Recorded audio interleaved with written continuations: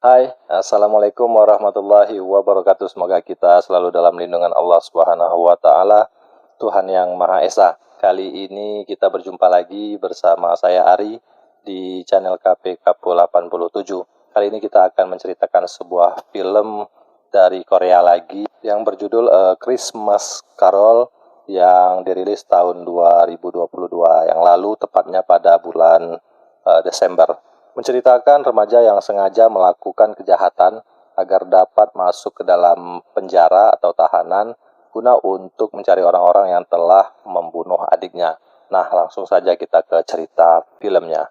Ceritanya bermula dari seorang pria yang bernama Jo Ail-woo yang diperankan oleh Park Jin-young yang memiliki saudara kembar yang bernama Jo Wol-woo yang juga diperankan oleh Park Jin-young. Kehidupan Wol-woo dan Ail-woo ini sangat melengkapi dan keduanya diselimuti kebahagiaan gitu. Namun kebahagiaan tersebut tidak berlangsung lama. Wol-woo yang memiliki keterbelakangan mental itu memiliki rahasia yang tidak dapat diceritakan kepada siapapun. Rahasia tersebut ternyata berkaitan dengan geng remaja sehingga membuat Wol-woo yang idiot ini mengalami hal yang sangat mengerikan dan menyebabkan harus meregang nyawa.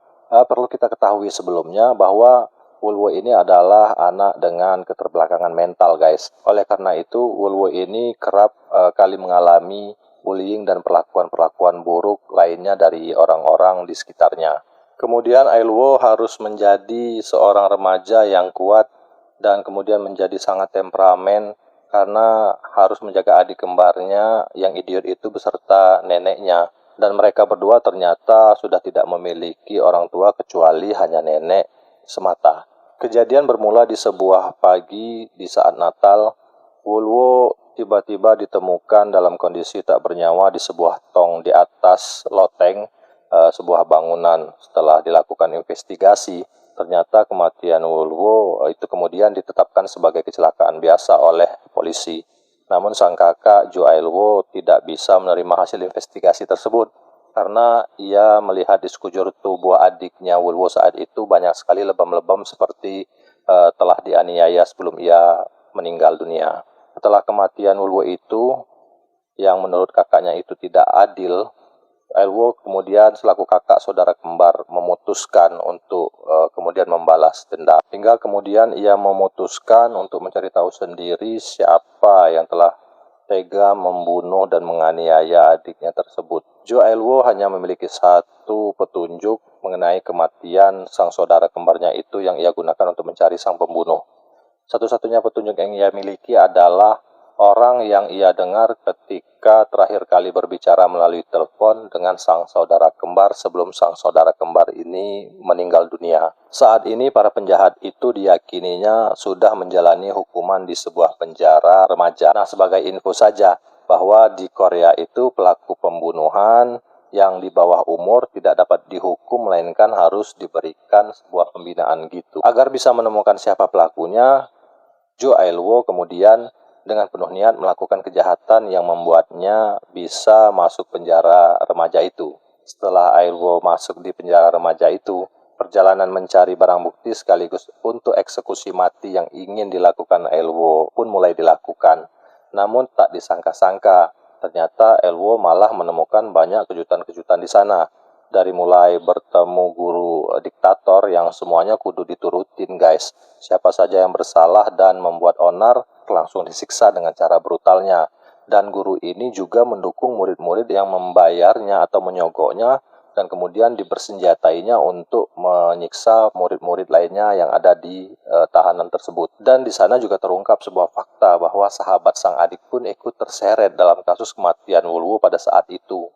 Dan sesuatu yang lebih fantastis adalah perilaku seks yang di luar nalar yang terjadi antara pengasuh dan salah satu tahanan remaja di sana. Ail-woo pun melancarkan aksinya dan bersitegang dengan geng remaja yang menyebabkan saudara kembarnya itu meninggal dunia. Ail-woo menunggu saat-saat yang pas untuk dapat melancarkan aksi balas dendamnya itu. Tapi di sana ia malah tidak bisa melakukan apa-apa karena orang yang diduga membunuh adiknya itu ternyata memiliki dekengan, yaitu sang guru diktator dan salah satu preman yang dikirimkan oleh ayahnya masuk ke penjara itu untuk kemudian berbalik membunuh Elwo. Nah, Elwo di sana memiliki seorang guru konseling yang selalu mengatakan bahwa dendamnya itu tidak akan merubah apapun. Guru konseling itu terus membujuk Elwo untuk menghentikan aksi balas dendamnya dan mengikhlaskan saja kematian dari adiknya itu. Namun tekad Elwo sudah sangat bulat untuk membalaskan dendam atas kematian adiknya yang dikiranya itu adalah kematian yang sangat tidak wajar. Namun yang sebenarnya terjadi bukanlah seperti apa yang ia pikirkan. Tujuan Elwo ke penjara tersebut untuk membunuh orang-orang yang dikiranya sudah menganiaya adiknya sampai meninggal dunia itu. Tapi kemudian di sana ia malah menemukan sebuah keanehan yang sama sekali tak pernah terpikirkan olehnya. Singkat cerita, saat ia akan membunuh orang-orang yang membunuh adiknya itu, tiba-tiba sang guru konseling itu masuk ke perkelahian mereka yang sudah sangat melelahkan dan penuh darah itu yang terjadi di sebuah tempat pemandian. Tiba-tiba saja guru konseling itu kemudian mengambil sebuah besi dan menghajar orang-orang di sana sampai meninggal dunia terkecuali si Elwo. Dalam cerita film ini mengatakan bahwa yang sebenarnya membunuh adik kembar Elwo itu adalah sang guru konseling, guys. Benar saja, sang guru sangat peduli kepada Elwo dan mencegahnya untuk balas dendam.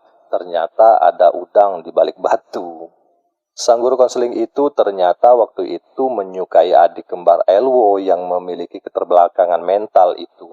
Dan saat Wolwo dianiaya oleh para geng itu sampai babak belur, ternyata setelah itu Wolwo tidak langsung meninggal dunia. Wolwo sempat kembali ke tempat kerjanya di sebuah minimarket. Nah, di sanalah ternyata sang guru sebelum kematiannya telah membawa Wolwo ke sebuah tempat dan melakukan aksi bejatnya. Sang guru itu memaksa Wolwo untuk melakukan hubungan memperkusi Wolwo gitu di sebuah loteng bangunan, dan kemudian tanpa disadari oleh guru bejat ini, ternyata Wolwo yang dipaksanya kemudian disekap mulut dan hidungnya itu kemudian meninggal tanpa disadari oleh guru tersebut. Nah, sang guru bejat ini pun ketakutan melihat Wolwo sudah tidak bernyawa lagi, dan ia juga merasa bersalah sih, tapi kemudian ia juga memiliki inisiatif buruk untuk membuang mayatnya ke dalam sebuah tong air yang terdapat di loteng tersebut. Nah, begitulah cerita kematian yang sebenarnya dari Wolwo. Ternyata yang membunuh Wolwo dan membuangnya ke dalam tong air yang berada di loteng itu adalah guru konseling yang sudah beberapa kali menemui Wolwo dan sangat menyukai Wolwo. Agak aneh sih cinta si guru konseling ini.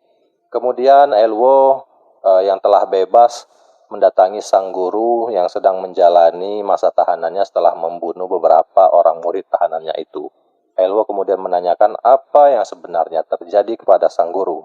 Yang sebenarnya telah terjadi terhadap adiknya dan siapa pembunuh adik kembarnya itu. Dengan nada yang lembut, sang guru menjelaskan apa yang sebenarnya terjadi pada waktu itu. Guru sangat lega saat ini karena telah menjalani penebusan dosa dan itu membuat Elwo juga terbebas dari tahanannya. Namun berbeda dengan Elwo saat itu sangat marah dan tidak menyangka bahwa sang gurulah yang ternyata telah tega membuang jasad adiknya ke tong penampungan air itu. Elwo saat ini tidak dapat berbuat apa-apa lagi, terlebih untuk membunuh sang guru pun rasanya tidak mungkin karena sang guru sudah berada di dalam tahanan dan sangat mustahil bagi Elwo untuk mengejarnya ke dalam tahanan mengingat umur Elwo yang masih sangat remaja.